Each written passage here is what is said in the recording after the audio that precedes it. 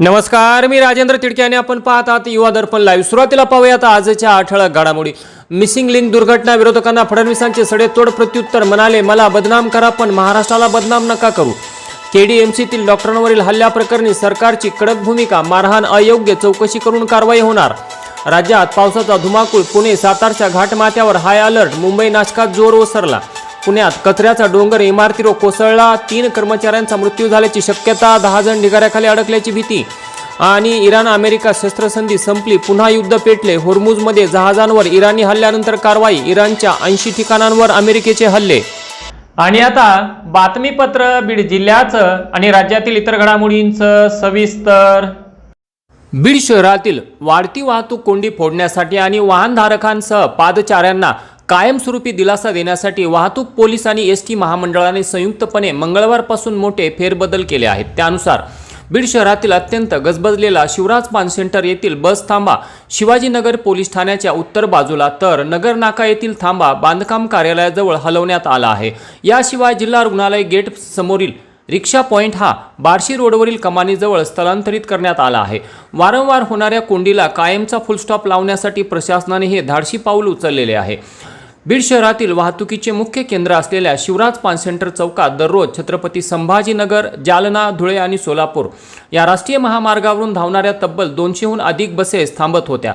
या चौकातील पूल आणि नाल्यांमुळे येथे रस्ता अरुंद होता आणि बसची वाट पाहणारे प्रवासी त्याच अरुंद जागेत थांबत होते। परिणामी वाहतूक कोंडी होत होती। बीड जिल्हा वाहतूक शाखेचे पोलीस निरीक्षक वैभव पाटील व एसटी अधिकाऱ्यांनी बस थांब्याची पाहणी करून वाहतूक कोंडी कायमची फोडण्यासाठी एसटी महामंडळाच्या समन्वयाने बस थांबे आणि रिक्षा पॉइंट सुरक्षित ठिकाणी हलवण्यात आले आहेत। तर मंगळवारपासून या नव्या बदलांची अंमलबजावणी सुरू झाली आहे। बीड जिल्हा परिषदेच्या प्राथमिक विभागाच्या शिक्षणाधिकारी पदाचा श्रीमती जयश्री चव्हाण यांनी आज दिनांक 8 जुलै रोजी पदभार स्वीकारला। यावेळी मुख्य कार्यकारी अधिकारी जितीन रहमान यांनी त्यांचे स्वागत केले। दरम्यान प्रशिक्षणार्थी शिक्षणाधिकारी मयुरेश मोरे यांची नियुक्ती धुळे येथे शिक्षणाधिकारी योजना या पदावर झाली आहे।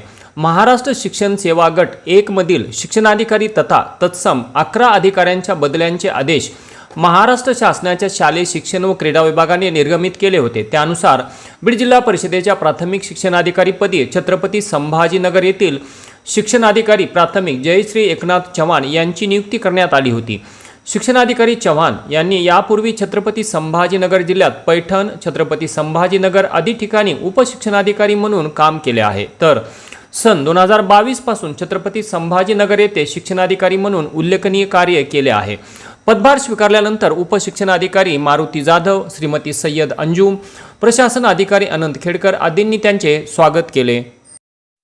बीड तालुक्यातील नेकनूर पोलीस ठाणे हद्दीतील येळमघाट येथे चोरट्यांनी बंद घराचे कुलूप तोडून तब्बल 6,12,000 रुपयांचा सोन्या चांदीचा ऐवज व रोख रक्कम लंपास केल्याची घटना सोमवारी सकाळी उघडकीस आल्याने परिसरात एकच खळबळ उडाली आहे।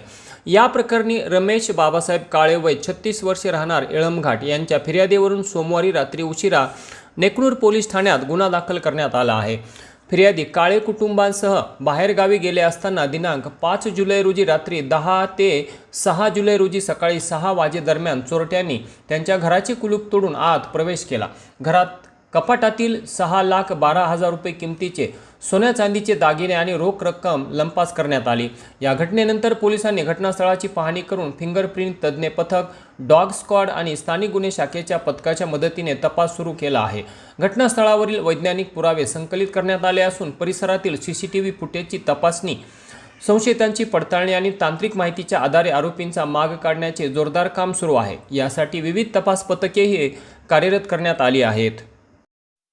परळी अंबाजोगाई महामार्गावरील कनेरवाडी घाटात मंगळवार दिनांक 7 जुलै रोजी रात्री झालेल्या भीषण अपघातात परळी शहरातील संत सावतामाळी नगर येथील 2 तरुण जागीच ठार झाले, तर आणखी 1 तरुण गंभीर जखमी झाला आहे।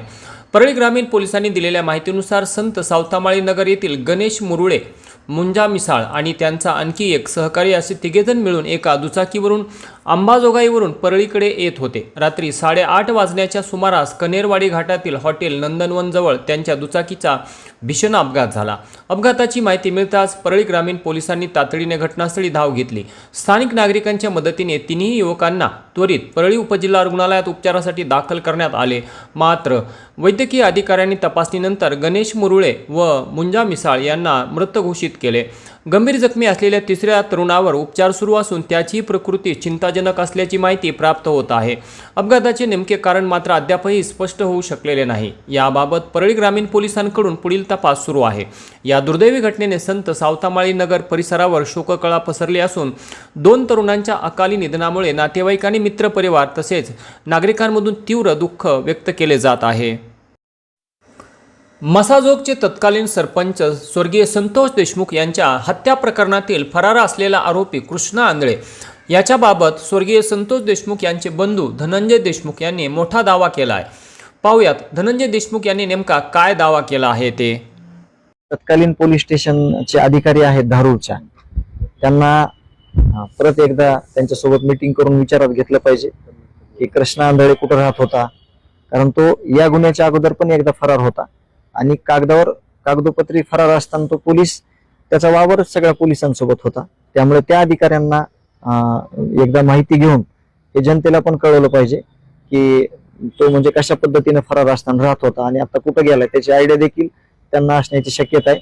आणि त्यांनी शोधलंही असेल, परत त्यांनाही गुंगारा दिला असेल, तो भाग वेगळा, परंतु त्यांच्या म्हणजे ही माहिती सगळ्यांसमोर आली पाहिजे की तो नेमका आहे कुठे आणि त्याला जेरबंद करण्याची माझी मागणी आहे.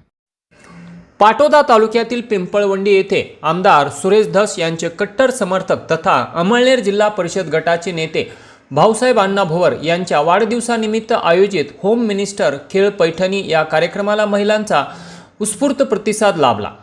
या कार्यक्रमाला सौ ऐश्वर्याताई जयदत्त भैया धस व डॉक्टर गौरीताई सागर धस यांची प्रमुख उपस्थिती मिळाली.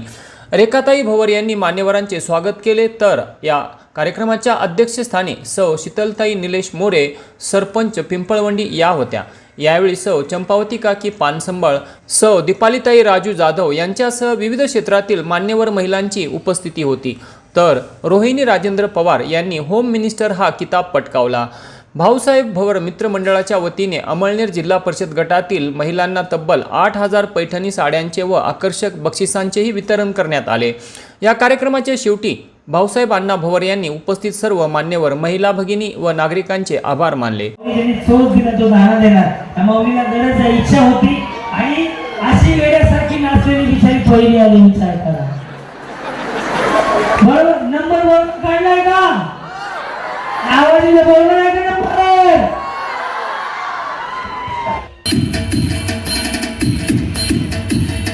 युवा दर्पण लाईव्हसाठी महेश बेदरे, पाटोदा.